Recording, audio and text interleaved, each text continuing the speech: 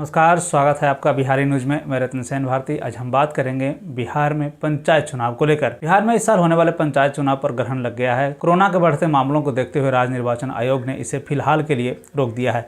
ऐसे में अब चुनाव कब होगा, इसको लेकर आधिकारिक जानकारी साझा नहीं की गई है। लेकिन वर्तमान में जनप्रतिनिधियों का कार्यकाल 15 जून को समाप्त हो रहा है। ऐसे में यह कहा जा रहा है कि क्या होगा।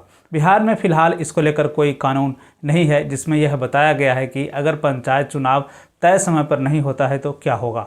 इसको लेकर दो तरह की बातें कही जा रही है। एक तो यह कि जनप्रतिनिधियों के कार्यकाल को आगे बढ़ा दिया जाए, दूसरा यह कहा जा रहा है कि जनप्रतिनिधियों के पावर को अधिकारियों को दे दिया जाए। ऐसे में बिहार में राजनीतिक पार्टियों की तरफ से अलग अलग बयान सामने आ रहे हैं, लेकिन कहा जा रहा है कि जो सरकार को अच्छा लगेगा वही होगा।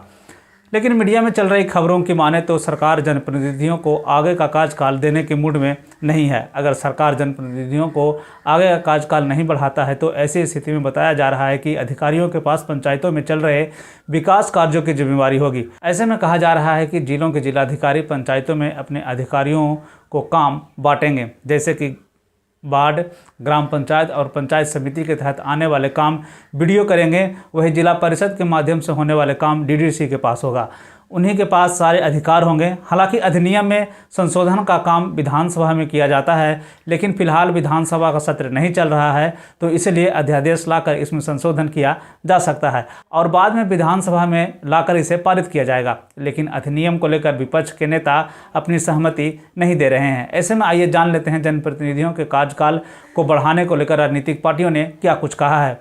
तो आइए सबसे पहले बात करते हैं बीजेपी के बारे में। बीजेपी मौजूदा जनप्रतिनिधियों के कार्यकाल को बढ़ाने के पक्ष में नहीं है। पार्टी के प्रमुख प्रवक्ता राजीव रंजन प्रसाद ने कहा कि निर्वाचित प्रतिनिधियों को पूरा 5 साल काम करने का मौका मिला, उन्हें अपना काम पूरा कर लिया होगा। अगर कुछ काम बचा है तो उसे सरकार अपने स्तर पर पूरा करा लेगी। जदयू के प्रदेश अध्यक्ष उमेश कुशवाहा ने कहा कि हम सब के सामने कोरोना से निपटने की बड़ी चुनौती है। पंचायतों का कार्यकाल 15 जून तक है। समय आने पर राज्य सरकार उचित निर्णय लेगी। हालांकि सत्तारूढ़ हिंदुस्तान अवाम मोर्चा यानी कि हम का रुख थोड़ा अलग है, वह कार्यकाल में विस्तार की बात कह रही है। वहीं अगर हम बात विपक्ष की करें तो आरजेडी के प्रदेश अध्यक्ष जगदानंद सिंह ने कहा कि सरकार बिना किसी दूसरे विकल्प पर विचार किए पंचायतों की अवधि का विस्तार करे।